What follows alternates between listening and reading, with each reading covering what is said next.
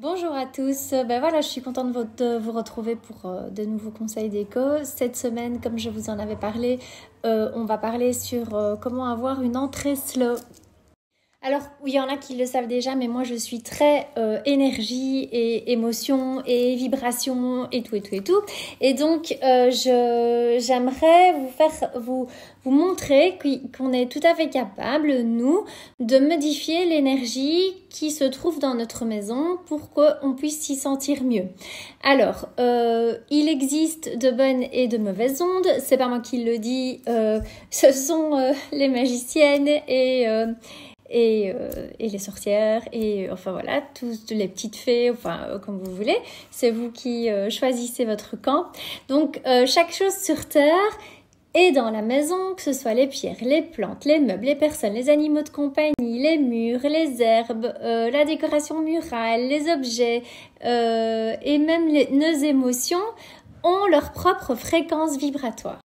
Alors par contre, ça c'est pas les petites fées qui le disent, la physique quantique nous explique que toute chose est constituée d'atomes. Ça, si vous vous souvenez de vos cours de secondaire, vous aurez facile de comprendre. Si maintenant le thème vous intéresse vraiment, moi je peux vous refiler les bouquins que j'ai, en tout cas les références de bouquins que j'ai lus ici les 15 derniers jours, et donc où on parle vraiment très bien de ça. Donc en physique quantique, toute chose est constituée d'atomes et les atomes bougent constamment justement en créant une fréquence vibratoire. On va travailler enfin en tout cas moi c'est ma philosophie, c'est de travailler la psychologie de l'habitat justement à partir de ces ondes et à partir de cette énergie vibratoire. Donc comment vous expliquer ça facilement? On va être ici attentif aux vibrations que nous amenons dans notre maison parce que ces vibrations vont impacter l'énergie globale. Pour faire plus simple, imaginez la différence entre l'énergie, les vibrations que vont vous amener dans votre intérieur un joli bol créé avec amour, un joli bol en céramique créé avec amour par un artisan qui l'a fait avec ses mains, qui l'a infusé avec délicatesse, qui a mis de l'attention à son travail, une intention aussi en tant que créateur. Et là, j'ai découvert il n'y a pas longtemps une céramiste d'ailleurs qui s'appelle Clotilde. On vous prépare une surprise tout bientôt. Imaginez un petit peu la différence d'énergie que comporte cet objet-là et un objet plastique produit en masse et fabriqué en usine.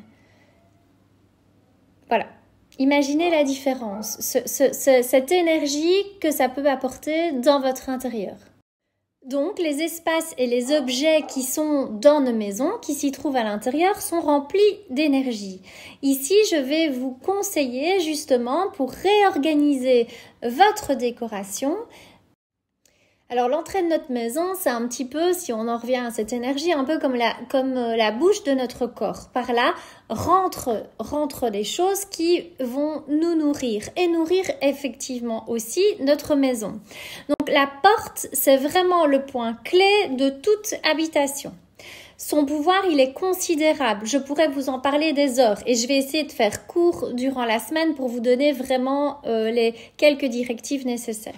Alors, l'énergie, donc qu'elle soit positive ou négative, elle peut y entrer facilement et se glisser dans votre maison. Je rappelle que si l'énergie qui y rentre est positive et bienveillante, alors vous, en tant qu'occupant, vous allez vous sentir mieux, vous dormirez mieux, vous y vivrez mieux et donc vous serez encore plus enclin à atteindre les buts que vous vous êtes fixés dans votre vie. L'objectif donc de cette semaine, ça va être de vous aiguiller pour trouver la bonne énergie, l'exploiter et la faire circuler. Et on va commencer ici par votre entrée. Donc voilà, en gros, le thème de la semaine.